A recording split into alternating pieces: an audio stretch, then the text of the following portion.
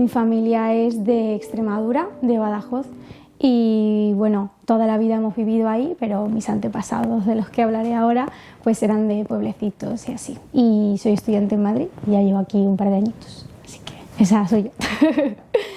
Y bueno, en cuanto a mi familia y la historia de mi familia, yo conozco personalmente la historia de dos de mis bisabuelos y mis bisabuelas. Y tengo un poquito como la historia de lo que le pasó al bando republicano, las dos ramas, que por un lado es fusilamiento y por otro lado es exilio.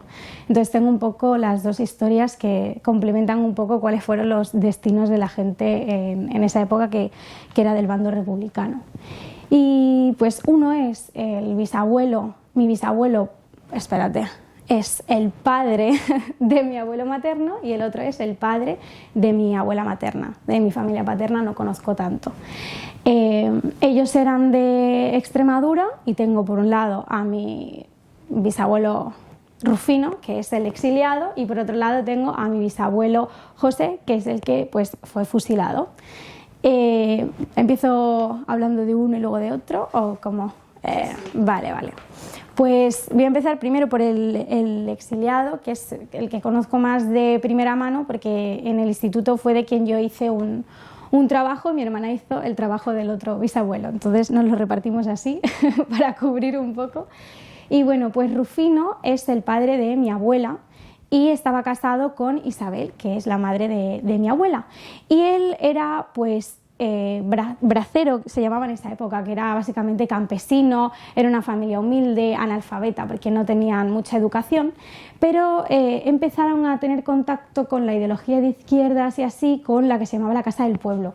Y entonces de esa forma, pues aunque ellos no tuvieran una educación muy elevada, pues sí que entraron en contacto con la conciencia de clase, los derechos. Encima, Extremadura también tiene muchas particularidades porque es una región muy agraria, había muchos problemas con el reparto de la tierra, entonces él, al ser campesino y bracero, pues le interesaba muchísimo todo este tema.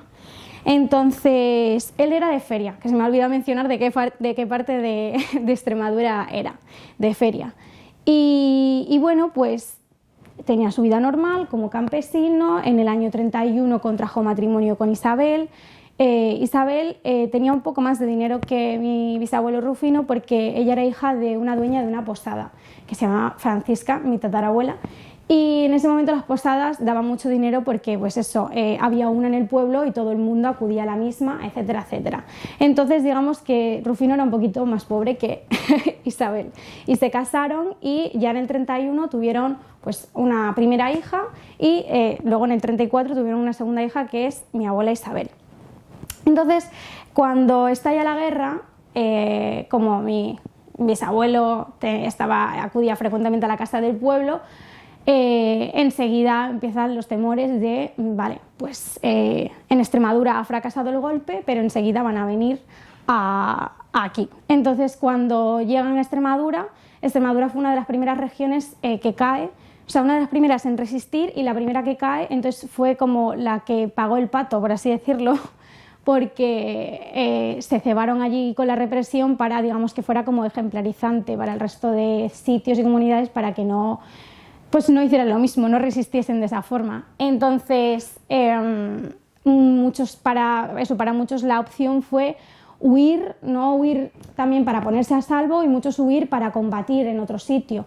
Y, por ejemplo, el caso de mi bisabuelo Rufino fue que él huyó para poder combatir en otros frentes republicanos. Él huyó la madrugada del 20 de agosto porque ya los días siguientes tomaron ya el pueblo de Feria, y él huyó y se fue a Zafra, y en Zafra se unió a lo que se llamaba la columna de cartón, que eran pues las columnas estas que había del ejército republicano que los llevan a Valencia, a combatir en Valencia, y de Valencia se fue a Barcelona, o sea, ya estaba a kilómetros de casa, ya casi que era imposible seguirle la pista, o sea, mi bisabuela y él se despidieron, dijeron no sabemos qué va a ser de nosotros, tú vete porque a ti te van a coger y te van a llevar seguro. Y de hecho a su madre y a su hermano también los llevaron y los fusilaron, pero él consiguió escapar y se fue a combatir a Valencia y a Barcelona. Y en Barcelona una bomba cayó muy cerca de él y perdió una mano derecha y 2 dedos de la mano izquierda.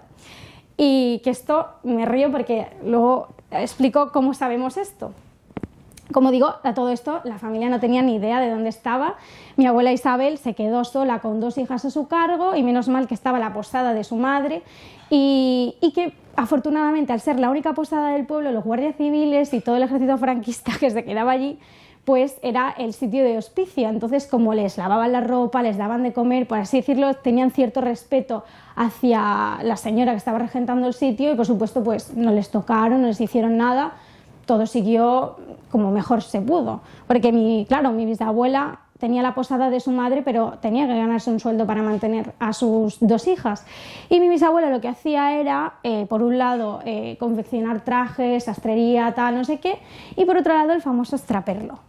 O sea, ella tenía un par de gallinas y las intercambiaba por ovillos, los ovillos los intercambiaba por no sé qué y pues caminando de un pueblo a otro y no sé qué, pues conseguía un poco de dinero para poder comprar comida.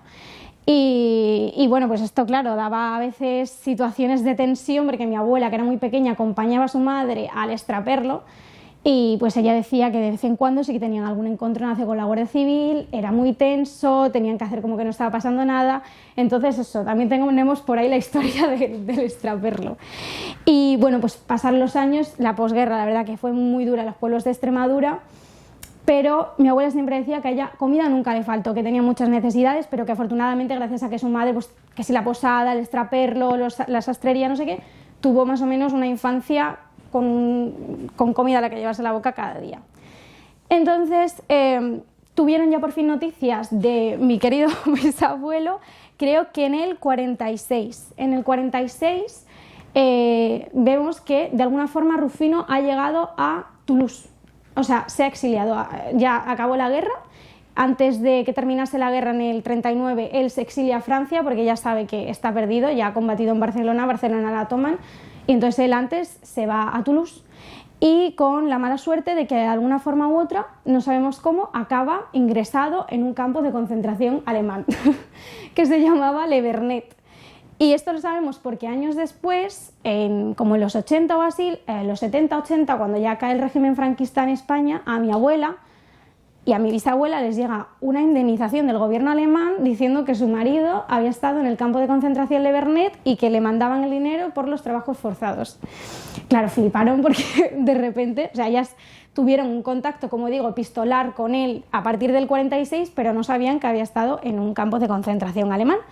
Y de este campo de concentración consigue escapar en el año, o sea, estuvo entre el 43 y el 44, estuvo en el campo de concentración, y hasta el 45 tuvo que llevar vida clandestina. Eso es lo que dicen las cartas y lo que dicen las actas de mi abuela. Y luego ya, pues, Rufino, como había estado en la guerra, había estado en un campo de concentración, pues tenía una salud súper delicada y a lo largo de su vida estuvo lo que le quedaba en hospitales, casi yendo de un hospital a otro y tal. Entonces llevaba una vida medio normal, pero eso, con enfermedades ya bastante problemáticas. Y tenía, lo que te digo, un intercambio epistolar con mi bisabuela y su familia. Nunca volvieron a verse, todo lo que contactaron era por carta porque a él le daba mucho miedo volver por las represalias no solo hacia él sino hacia su familia, y en las cartas pues ellos se enteran de que había perdido el brazo y los 2 dedos y tal, o sea la mano, perdón, y los 2 dedos. Y luego mi abuela también pidió una indemnización porque su marido había sido herido de guerra, no sé qué. Entonces, pues están todas las actas y toda la documentación de ella pidiendo la indemnización, diciendo que había recibido fotos de él que le faltaba la mano derecha, no sé qué, y no sé cuánto. Entonces, pues mi abuela, por ejemplo, creció sin su padre, viendo a su madre jugándose la vida con el extraperlo, no sé qué, y ya llega un momento en el que la madre no puede seguir manteniendo a sus hijas y las manda a la capital, a Badajoz, que eso era muy frecuente en los pueblos, le mandaba a Badajoz. Y pues en Badajoz, empezando a servir en casas, luego ya vino la madre, empezando a servir en casas, pues poco a poco consiguieron tener una economía estable para poder pues eso, tener una vida más próspera de lo que podían tener en el pueblo. Así que por ahí está la historia del exilio, que bueno, que es muy fuerte.